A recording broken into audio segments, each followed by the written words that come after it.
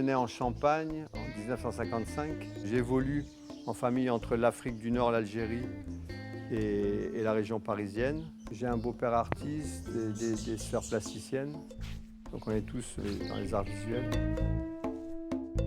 C'est plutôt petit que je commence à pratiquer.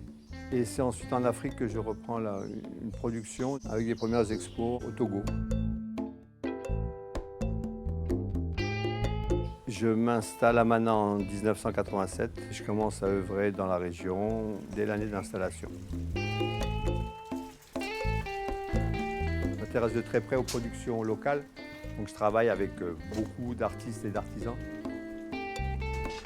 C'est un environnement social, un environnement humain, un environnement naturel, des adéquations comme ça culturelles fortes. Et c'est ça qui me nourrit effectivement. J'élabore une œuvre à partir de toutes ces présences esthétiques, culturelles très fortes. Il y a des reconversions d'électroménager comme ça. Et moi, je m'amuse à ça.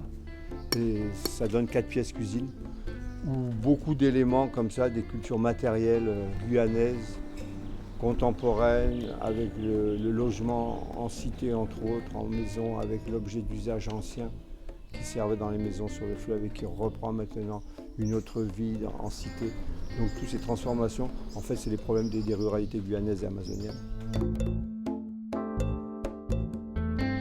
Les expériences font que je me sens à commencer à développer pas mal de choses à côté de ma recherche universitaire, de ma production plastique. Les camarades sont là, sculpteurs, on commence les premières expos, les premières productions communes, on se montre. Et rapidement, le statut associatif devient incontournable. Et donc, chercheur d'art apparaît en 1994.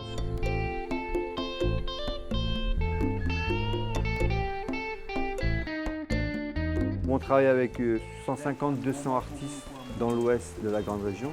Ces artistes qu'on dit artisans de bord de route.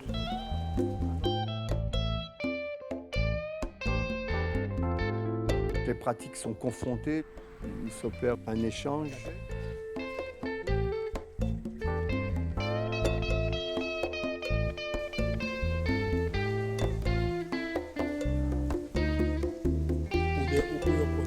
On est tous des contemporains, qu'on soit amérindien dans le sud guyanais ou qu'on soit issu d'une école d'art de la Havane ou de Berlin.